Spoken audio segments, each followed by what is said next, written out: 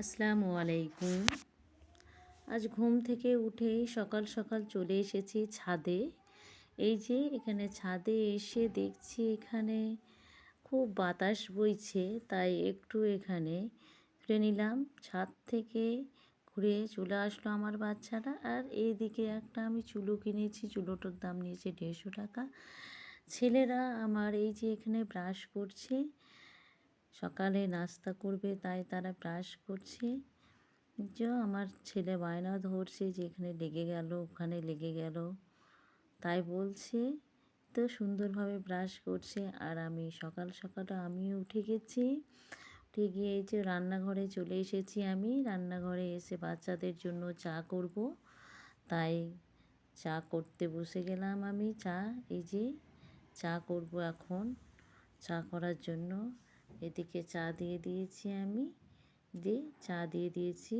Toast দিয়ে চা খাবে, তাই আমার বাচ্চার বায়না ধরেছে। আর এদিকে আমি থালা বাসন সমস্ত কিছু মেজে নিয়েছি, আর কিছুটা বাকি আছে, এগুলোও মেজে নেব। দুটো ডিম সেদ্ধ করতে দিয়েছি বাচ্চাদেরকে আমি। আর এদিকে তারা ভাগাভাগি শুরু করে দিয়েছে, টোস্ট দিয়ে চা করবে। কে ভাগ করছে? সেই আমার ছোট ছেলে ভাগ করে দিচ্ছে বড় ছেলেকে।